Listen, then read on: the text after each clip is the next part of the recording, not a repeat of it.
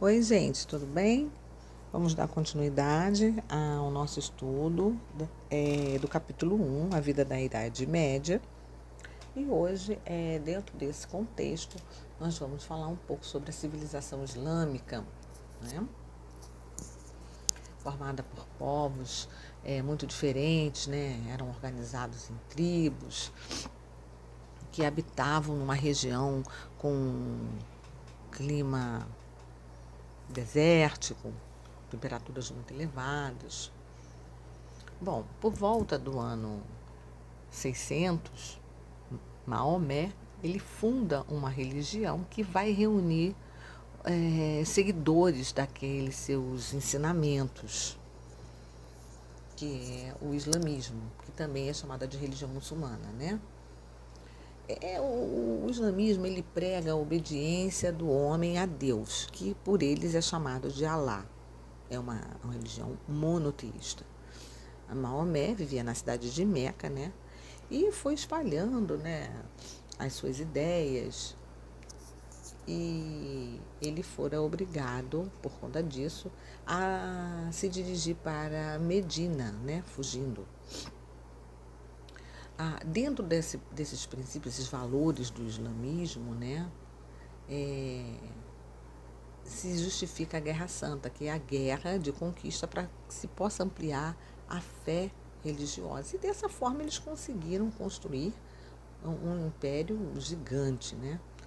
Na região de Meca, né, foi construído a Caaba, que é, na tradução, Casa de Deus, né, um templo religioso, que tornou Meca o centro religioso e também comercial do povo árabe.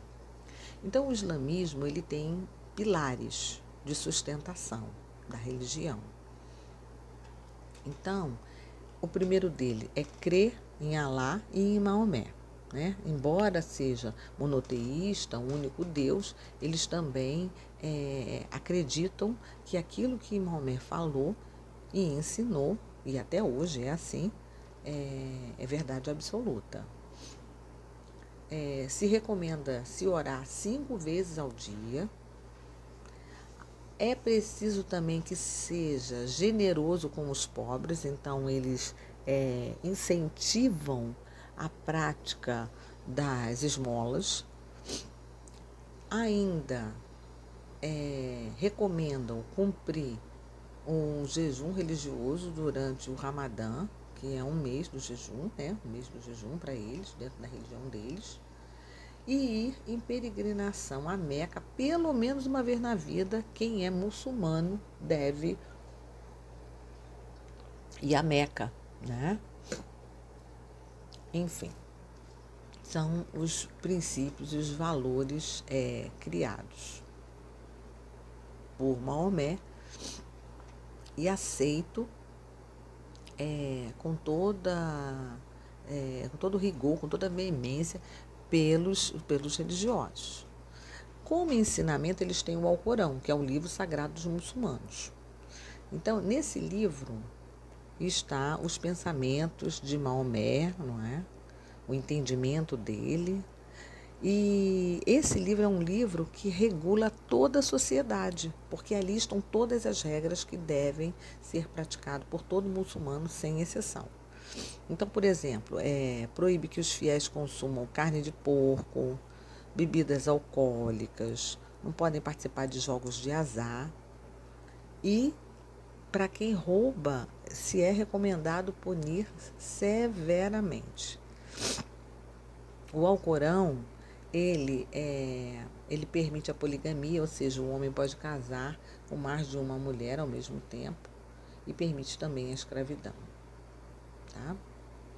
Então, depois que Maomé morre, o islamismo ele vai sofrer mutações. Por quê? Porque ele vai se dividir em algumas seitas. Agora, tem duas que se destacam, que são os xiitas, que vivem no Irã e no Iêmen. E no restante do mundo, nós temos espalhados os sunitas, que são a maioria, né, dos muçulmanos. Ou são xiitas ou são sunitas. Os xiitas são aqueles mais radicais, ok? Então, a gente vai ter, dentro desse estudo, o Império Bizantino, né, que tornou-se diferente da Roma antiga, porque optou pela cultura grega ao invés da cultura latina. Então, adota o cristianismo ortodoxo, que é monoteísta, ao invés do politeísmo romano. Então, logo após a morte de Maomé, né, ele havia estabelecido, né, começou logo após a morte dele, né, se estabelece uma nova organização política que é unificada sobre o domínio dos califas. Quem é o califa? Califa é o governante de uma comunidade islâmica, né?